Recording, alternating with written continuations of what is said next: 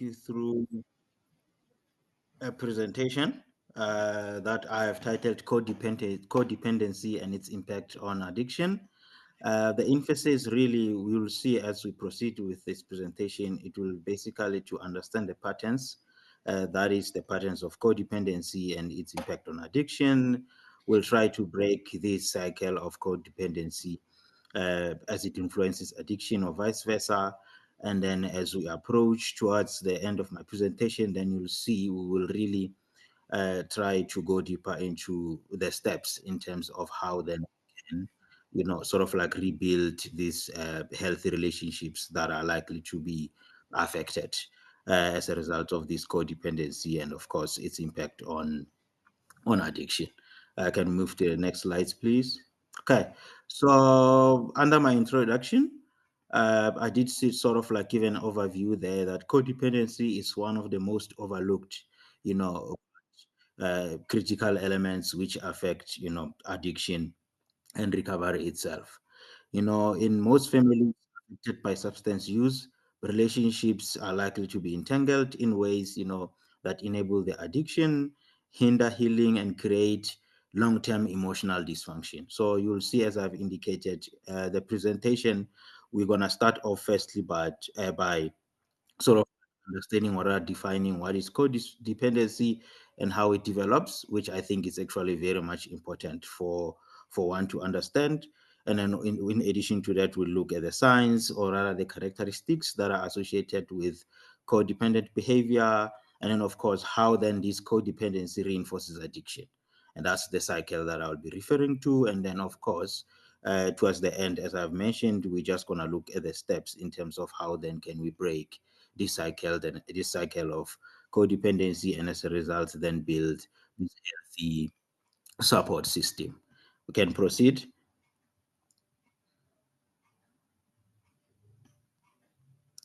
Okay, so what exactly is codependency?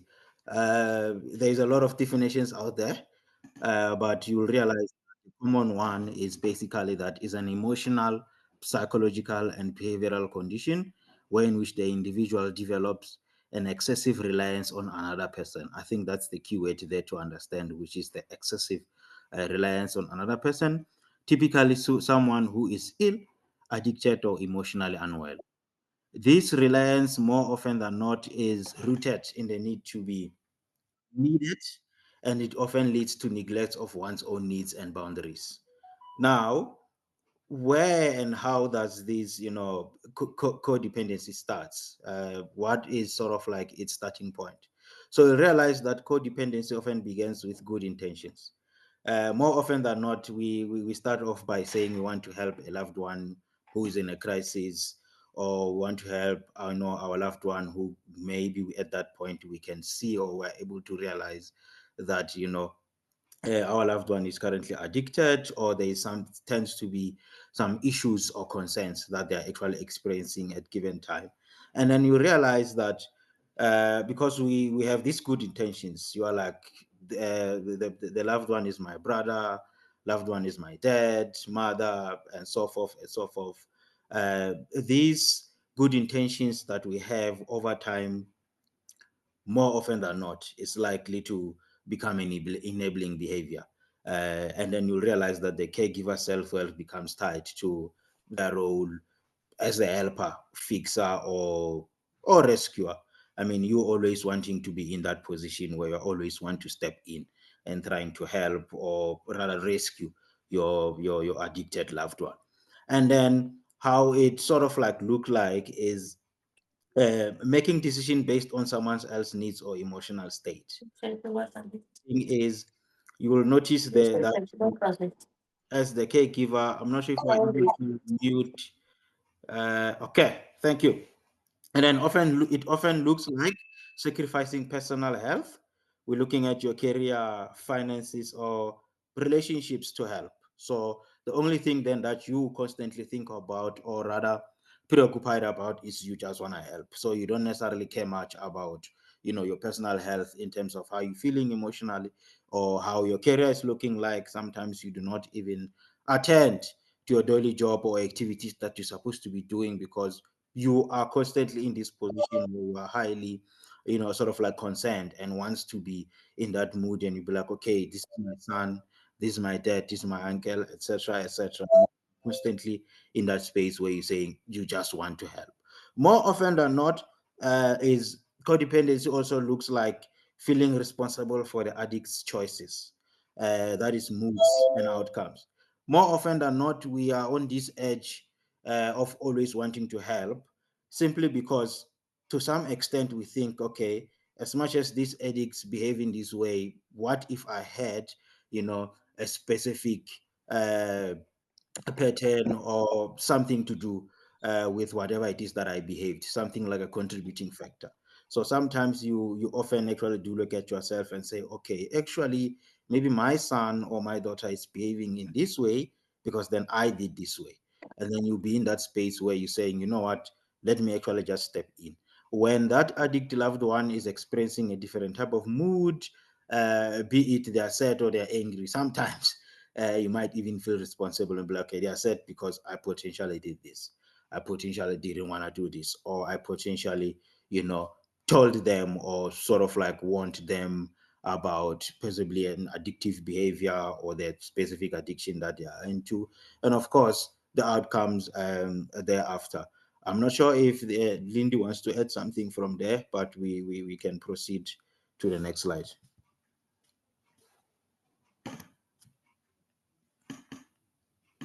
You're still muted, Lindy. I was saying, common signs of codependency in relationships or families with an addict that's in recovery or that's out of recovery. We see it when someone is or finding it difficult to set healthy boundaries. They find themselves sacrificing themselves, giving their loved one money to buy drugs so that they don't get rejected by that person. So those are some of the common grounds. Okay. Okay. Thanks, Lindy. Okay, so we are just going to move now. I'm going to touch a little bit on signs of codependency. If my memory serves me right, I think I broke them down into four aspects. But we are really now just going to look firstly on the emotional patterns that are there. More often than not, you are likely to experience low self-esteem. You are likely to start experiencing the need, to feel approval and validation, difficulty expressing your emotions, because what happens then it's all about you caring about the other individual. It's you about, I like what they usually say out there in the streets. They speak a lot about entanglements. So you are actually entangled in this, relationship that you are having with your addict loved one, to a point that it becomes so difficult to really express yourself or be in that position where you're saying, I'm actually putting myself, before the addict loved ones or whoever that case the individual might be. Most of the time, you might feel guilty when prioritizing your oneself. More often than this is most often than not associated also with manipulation. You find that most often than not, these addict loved ones have a way in which they can actually get away with more of the most things. So they always want you to always be there, step in, be that helper, that rescuer that I mentioned. So more often than not, what happens is when you are in these entangled relationships, when it's time to take care of yourself, you feel guilty that how am I taking care of myself, or how am I putting myself in a specific position, or how am I caring for myself? How must I look good when you know that your addict loved one is actually not in the right space? So that guilt sort of like sits in you. So those are sort of like the emotional patterns that I came up with. And then behavior, we also see signs.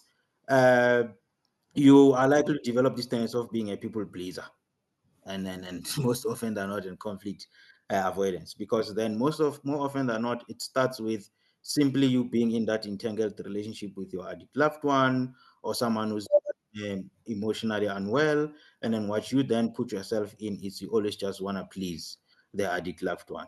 Obsession with helping or fixing others, it also develops. So this is also critical. Remember what I also said. So it's you always just want to step in. You always just want to help. And then what I also said is comes after that is we see this enabling coming up. So more often than not, this obsession that you constantly, or rather sort of like have, about you wanting to help or fix, what it leads up to, it's then you eventually be in that position where you want to cover up. In most often than not, you also like to even start lying, because then how will everyone else view us? We are well known in this family behaving in a specific way. Now, when they start knowing that my loved one is actually an addict, then that is sort of like going to affect, the reputation of the family or you as an individual, based on whatever you find yourself in that specific position. So lying becomes more common. And with you, remember what I said is you are doing that with good intentions, because at the end of the day, there is some sort of cover up that you actually want to do. And then taking over responsibility is also a big thing. So it means the more you're obsessed with helping, the more you are enabling this addictive behavior. Then what you do is you take responsibility for the addict themselves. And then you end up doing things that they themselves were supposed to be doing. And then, of course, the more you allow it, the more you, the longer you allow it to happen, the difficulty it is, and it becomes for you to set or rather respect boundaries. More often than not, if you see yourself being in that position where you are now covering up, lying, and taking over responsibilities, then it means the addict loved one is able to be in a position where they can pick up that actually this is what is happening. And then what happens is you are even going to find yourself be in the position where you can't necessarily even enforce a very simple basic boundary, because you've been constantly actually breaking that boundary yourself. And then, of course, denial of the severity of the addiction or situation is also quite big. So most often than not, this comes as a follow-up of what I've been saying. Because as much as you can realize that, yeah, the severity of this addiction is like quite severe, it's on the last spectrum of whatever it is measurement tool that you are using, you are likely to sort of like minimize that so that it doesn't look like it's as bad as it is. We can move on to the other science. I'm not sure if Cheryl wants to add there. If I may, yeah, thank you, Stella. As you were talking, it reminded me of the frog in the hot pot, Okay. where because it happens so gradually, the codependent really will minimize the severity because it's like a shock. If I have to say what it really is and what's really happening, I I won't cope, let alone the addict. The parent, the loved one, I won't be able to cope. Um, and it's sorry, I want to switch my phone off. And it's something that I read over the weekend that just was so profound. Like we are teaching our children to depend on us, and we are teaching them that they're not able to cope. So with this wording in our heads of we're helping them and they need us, we actually are wiping out all coping skills that they should be getting. And we justify. So there's lying that you said is so spot on because codependents don't want to see that we lie. I know the addict lies, Yeah. but I don't lie. I just cover up for him. I make excuses at school. I tell the family he can't come to this function because he's gone to a camp or he's on initiation or he's at school. Where no, he's disappeared or he's in rehab. Um, so I'm glad that we're raising this because I think it's very important for everybody present to look inward. What am I doing we're using the word enable here, but I've just written a paper and I think it's on our website called disabling because our enabling takes our children to a disabled state. Yeah. So that robbing of those coping skills that we're talking about disables them. So it's like we're literally cutting off their legs, which is their coping. So that's all I needed to say. Thank you. You can move to the next slide. Thank you, Cheryl. Okay. Now, in relationships, remember we're still talking about the signs of this codependency. Is more often than not, the codependent is likely to, experience this fear of abandonment or rejection from the addict loved one. It's actually quite a common thing.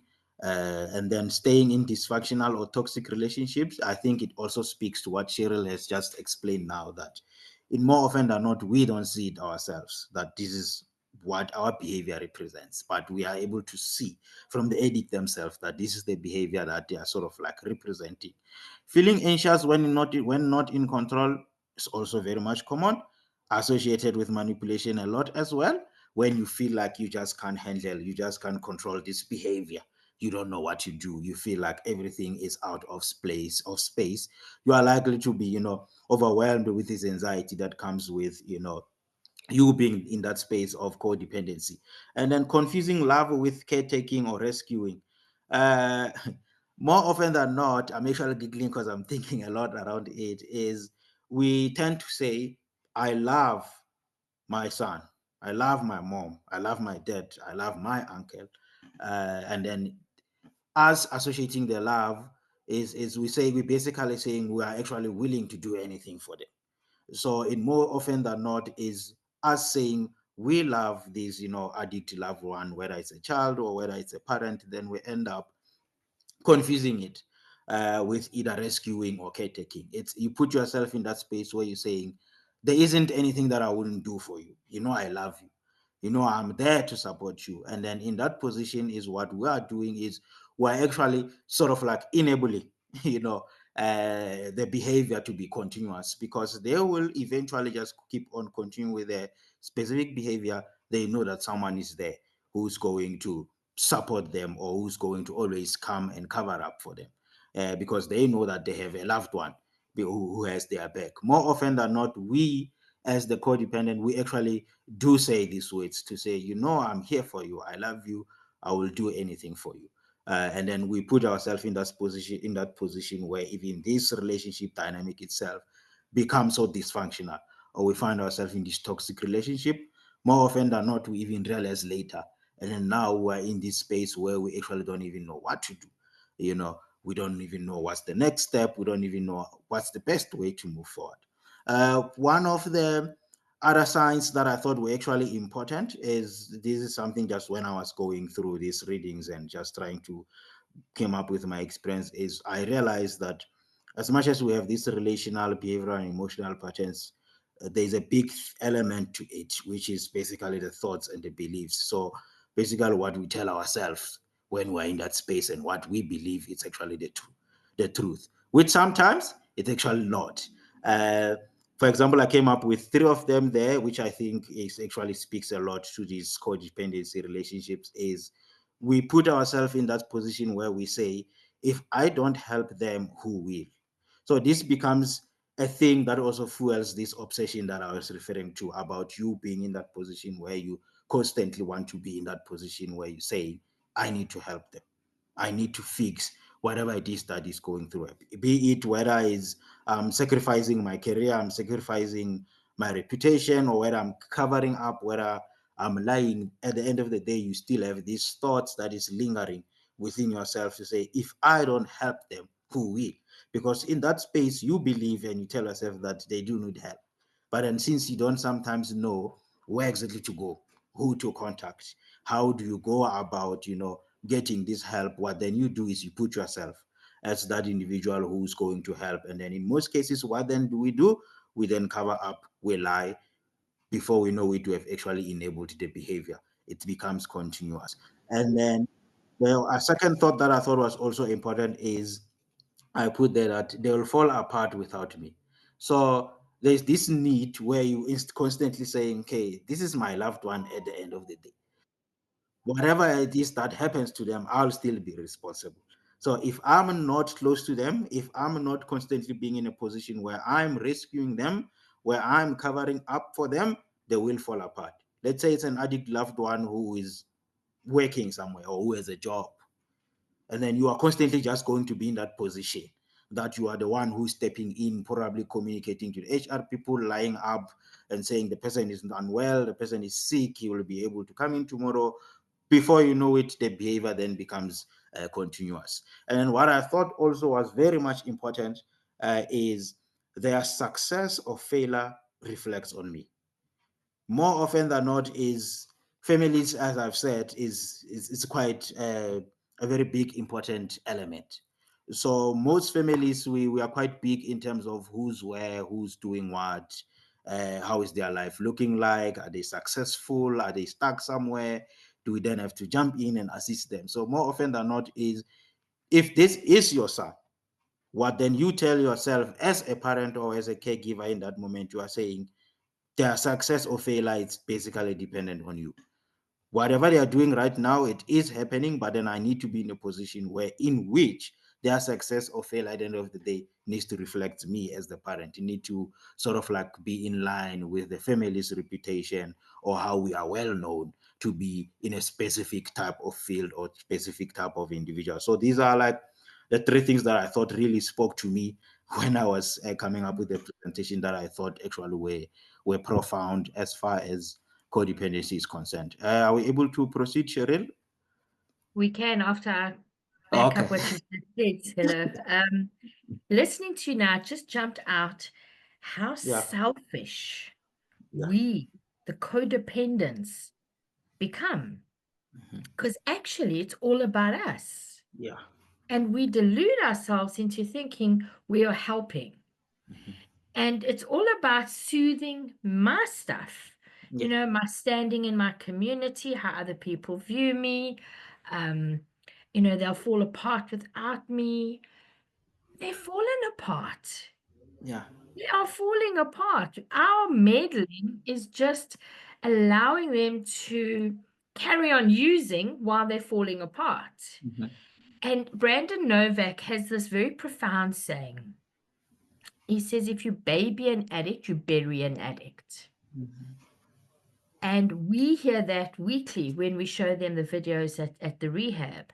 Yeah. But I think for us as family members, we don't want to see that. I don't want to see that my helping is murder. Because it actually, ultimately, that's what it is. Yeah. Because we help them to use more. That's not our intention. Our intention is to stop the using. But the opposite is actually true. Mhm. I help them to die. And until we, the family members, the codependents, can get that through our minds to, when I bail him out, I'm not making his life any better. Yeah. I'm easing my conscience, but I'm actually just giving him more permission to go out and use. And if I can live with that, great. But if I can't delude myself any longer. So I'm Mm. glad you put that in. Thank you. Okay.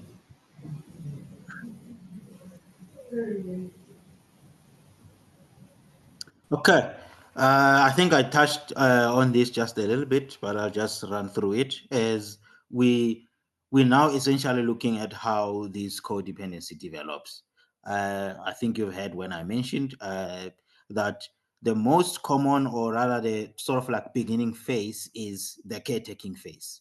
So here is when the codependent sees their loved one in distress and begins to take on emotional and practical responsibilities. Essentially, this is what I've been speaking about. So you do realize, you notice that my loved one is actually in distress. There is challenges, there's issues that he's experiencing. And then in that moment, remember what I said earlier, with the good intention is you just want to take over and try to be there for them, support them, even if it's just being you being the emotional and sometimes doing practical responsibilities. Even if, let's say, they are struggling to do basic things at home, then you are trying to step in and say, okay, since you are struggling, you are currently in distress, I'll just do that for you, even if it's simple things like washing dishes, for example. And then when we proceed, when we move on from that, or how then these stages develops, is then secondly we're looking at control phase. So now you realize that the loved one, or the addict loved one, is sort of like in a position where they are so distressed. Is you saying, okay, what is it that I can manage or control in their life? Now already you are in that position where you are trying to step in, you are trying to take over, and then you believe that this will lead to stability. So it's you they're taking over, trying to manage some parts of their life and saying, okay, maybe if I do this, they'll eventually be better because right now they are not coping. And then when we jump and we move from that is we look at the resentment phase. So you'll realize that this over time, you trying to rescue, you trying to be the helper, trying to manage some parts of their life, trying to be in that position or space where you are trying to take over some responsibility, is you then tend to realize that you actually feel unappreciated. Because more often than not, what happens is an addict behavior remains an addict behavior. So if it's all about them and their addiction, it remains that. So they become selfish in that space while you are trying to sort of like manage their life from a point of saying, I'm their loved one, I'm there to support them. And then you are likely to start experiencing, emotions of being overwhelmed, feeling like, no, this is a lot, or the behavior is just continuous, nothing is really changing, or you see yourself even taking up even more responsibilities. And then eventually this also leads to burnout, where you even realize that, you know what, I just can't do this anymore, but I don't know what to do, because that's also a big thing. What I said about the thoughts and the beliefs is you are still saying their failures and successes actually reflects you or reflects on you. So when this now burnout starts to kick in, and then now you find that space where you are resentful. Sometimes you even become resentful to other individuals who actually even have no clue or have no, business being involved in whatever it is that is happening. But you are still in that phase where you're saying, but this is my loved one, there's really nothing much that I can do about it. But then that's where this resentment sort of like phase develops. Cheryl, can we move to the next slide? Before we move to the Oh, next slide, okay. can we go back to the last slide? Yeah. And if I can give example on the control phase, where the helper or the parent or the partner begins to manage or control the addict's life. For an example, you start managing their money, their finances, right? How they choose to spend their money. You should spend your money this way, and that way. You will eventually get overwhelmed. That's where we come to the resentment phase, where you resent them for putting that responsibility on you, right? Now you say, I'm so tired of taking care of someone who is 30 years old and can't take care of their money. I'm so tired of lying at work for you. I'm so tired of covering up at family meetings for you. I'm so tired, because it began at the caretaking phase where you wanted to help, but it ended on the resentment phase where you now overwhelmed and you don't know what to do with the person that you yourself created. Mm. Yeah. And Lindsay, in that space, we want them to change Yeah. so we don't have to do that work. Mhm. Yes. But it's really difficult for us as the codependent to say, but I've got to do the work. Yeah. Why am I still taking care of their money? I'm resentful because there's no change, but I'm looking outward and saying it's him or her. When they change, I will be okay. Yes. And yet, when they do come into treatment and they do start changing, we're still not okay. Yeah. And hence that I think leads back to the resentment. So I'm resentful because I've got a brother who's an addict Yeah. and a child who's an addict. They caused all of this. And it's like, no. The addiction was chaotic, but I have to look at my part in it. Exactly. Okay. Thanks. Okay. Now you are all this, loved one who's resentful, as my colleagues have said, is because there is a lot that still reflects on you. I think I like what Cheryl said, is we become so selfish. We still wants to be in that position where we still want to step in and help. Then that's where we move to this desperation phase. So usually what happens here is, as much as you are overwhelmed, you are burned out, you are exhausted. What actually happens is you still double down on helping. You still trying to push so hard, you still trying to drag yourself because you fear what will happen, you know, if then you stop helping or you stop being in that position where you continue to rescue. Remember, if when we go back to the signs and everything, when I was talking about the emotional patterns and relations, maybe the fear of rejection or fear of abandonment also comes in here, because you're in that position where you're saying, okay, must I then just stop? What will the addict loved one say? Will they say I'm not there for them? Will they say I'm not supportive enough? Then that sort of like helps you to continue, being in that space where you continue to help even though you are not actually in the right position to do so. Then when you are doing so, that's when we move to the last phase, which is actually the loss of self. So then what usually happens here is the codependent loses touch with their own identity, sometimes even goals. Emotional health, it's something that is quite common and quite obvious, because of you being in that constant space where you really want to help, regardless of whether, however, you are feeling. And remember how usually happens, or what they would usually say. If you are not in a position where you are well yourself, you are able to take care of yourself, then how are you able to do the very same thing to the next person, be it the addict loved ones? So that's when you see yourself being lost in that process, being lost in that process of you wanting to care as much as you can. Are we able to move to the next slide? Okay. Now, quickly, it's how then do these codependency and addiction cycles sort of like be reinforced? Uh, how then does this codependency enables addiction?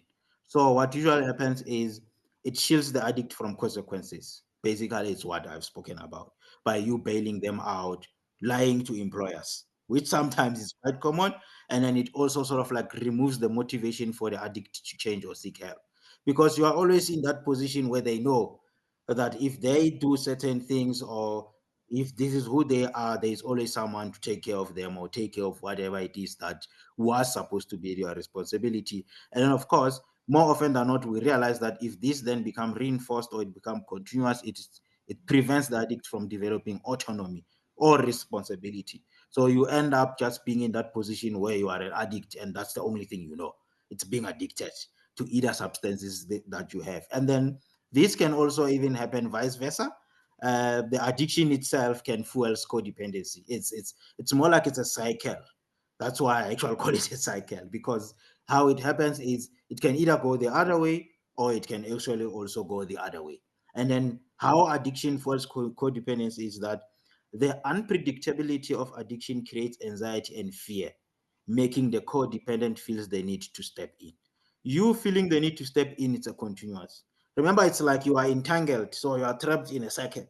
There's no way out at that moment. Whatever it is that you feel you should be doing, is you just need to care and be there for the loved one. And then the addict may emotionally manipulate the codependent to maintain their behavior. Big thing, quite common. I'm sure everyone here somewhere have experienced some sort of manipulation behavior. It's quite a huge thing. And then, of course, you'll see that the dynamic becomes a cycle, as I've said. As addiction worsens, so does the enabling.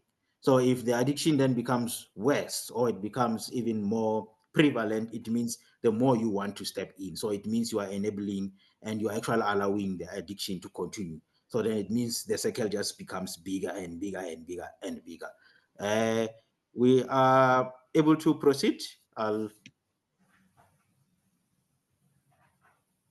Okay, so I'll run through this quickly. I see we have quite a few questions. I'll just try to run them through quickly. So then, how then do we break this codependency cycle? Step one, biggest thing, it's awareness. You need to recognize that there's unhealthy behaviors and patterns, and you need to believe them. More often than not, we recognize, but we doesn't believe them. We'll be like, it's a common thing. It's just going to change. And then accepting that helping doesn't mean you are controlling, because it's also a big thing. So awareness speaks a lot to you recognizing these unhealthy behaviors and patterns. And then step two is boundaries. Practicing saying no lovingly but firmly. And then you letting consequences occur without intervening. So you allow the addict to sit with their consequences, to reflect on how the addiction has actually, led to specific consequences, and you let them sit with that without you always wanting to jump in. And then, of course, biggest step is self care. You need to prioritize your own emotional, physical, and mental health. If possible, you need to reconnect with hobbies, friends, therapy, or support groups. I was reading an article. Sometimes it happens like a magic. If you don't believe in magic, maybe after what I say, you will believe in magic. Is the more you care for yourself, the more you find joy, the more you find, or you are rather in this space where you are happy as an individual, the more the addict is also to realize and notice and be like, okay, what is it that is different? Why can't I also be in that very same specific that my mom is in or my uncle is in? And then from that, you are likely to start, reinforcing or rather rechanneling some sort of change and responsibilities, even if it's still more of saying, I wish I can be in that space. And then automatically, or by doing that or being in that position, it means some form of change has sort of like started taking place within the addict's behavior or in their lives. Let's move to the next slide.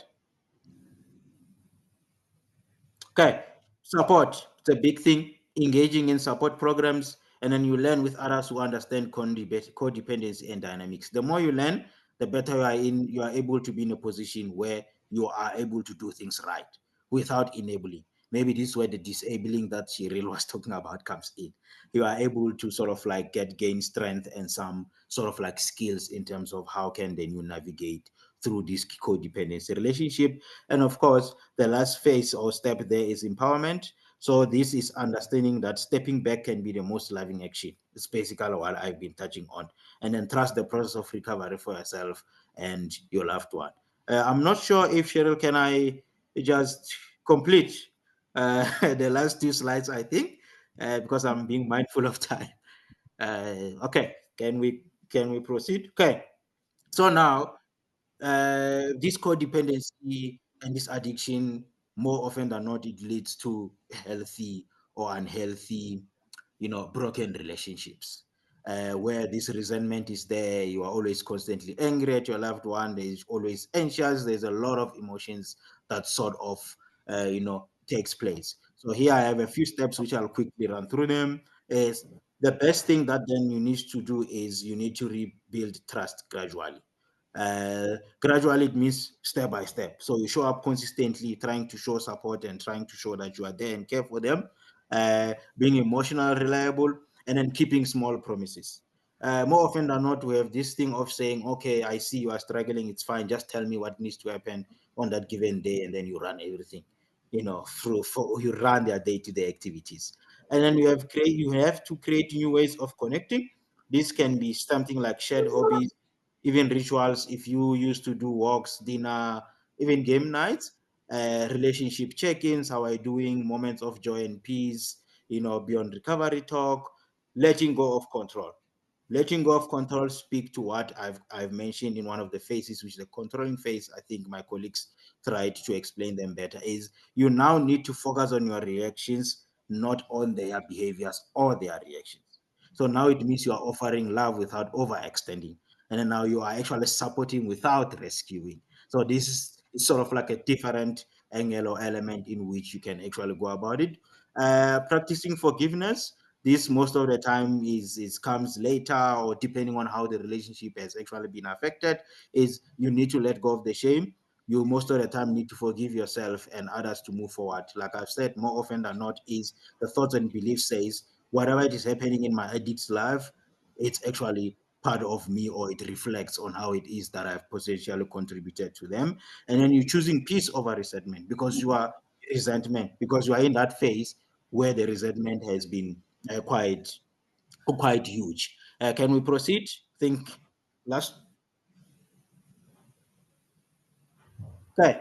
So these are sort of like a question that I thought I should pose to the group, or something that you can use to sort of like reflect with regards to this codependency. Is the first one is, can you think of a time you helped your loved one, but later realized it actually enabled the addiction?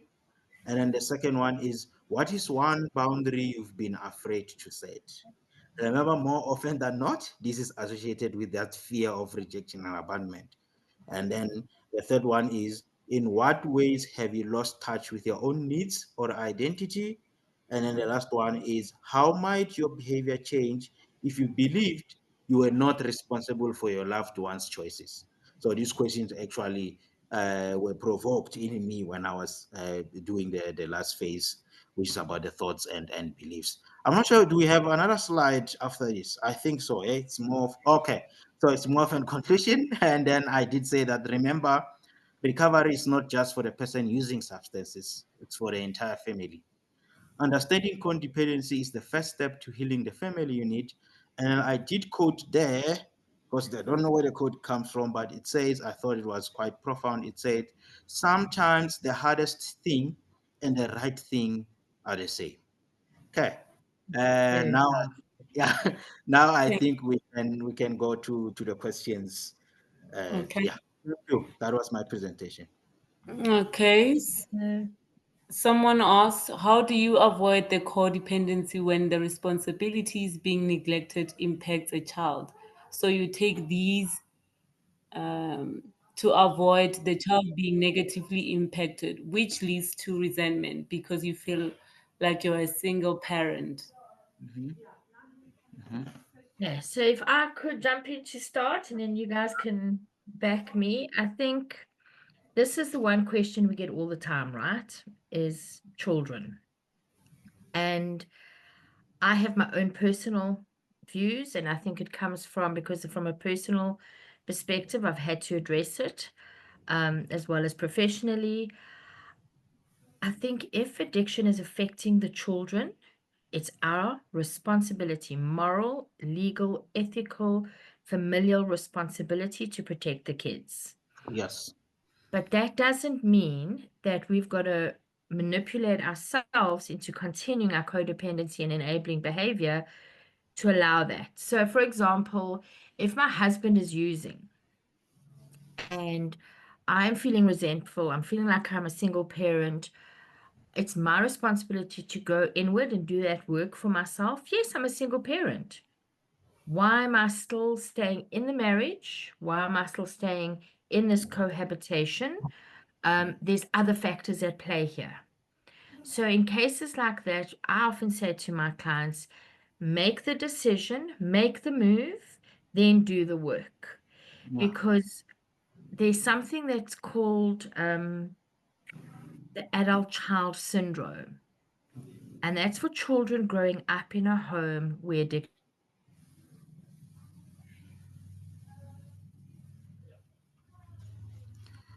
present. Um,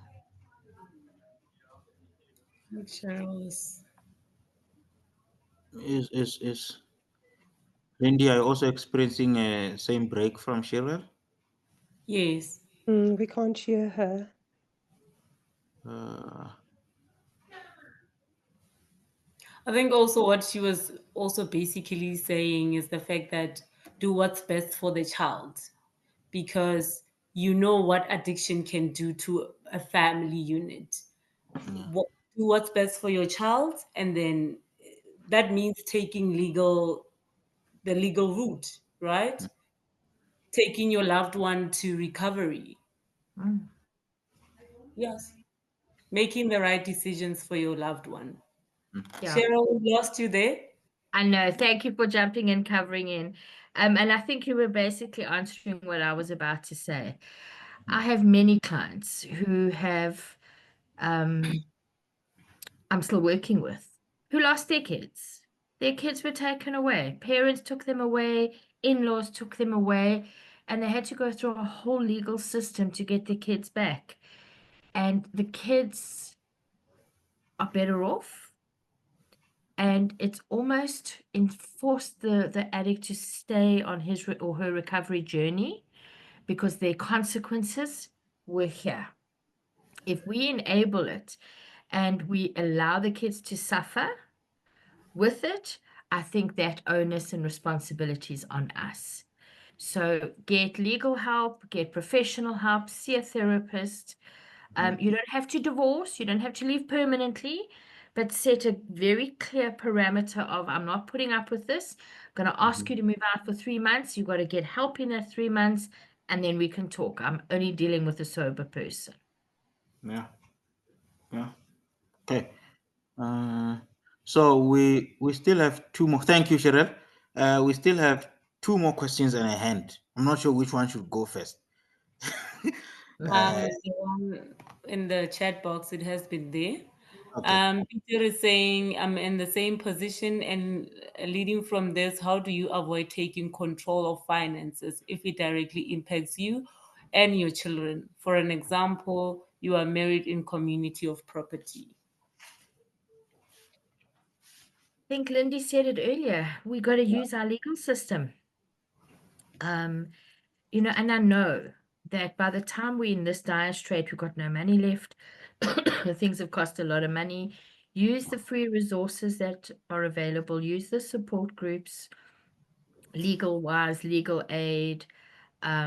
There's I don't believe there's any situation that there isn't help for. Yeah. It's about when we're ready and where do we go for that help, and it's not a quick fix. And we're not doing it like if I set those boundaries, it's not to help my loved one get clean. It's to protect the kids and the finances around it. When we reclaim our dignity back, we can actually tell them that I don't care if I'm in community of property. Your addiction is costing this family money, and I'm not going to put up with it. And it's not words we say, it's action. So again, get a good support group and a great therapist and let them help you work through it. Yeah.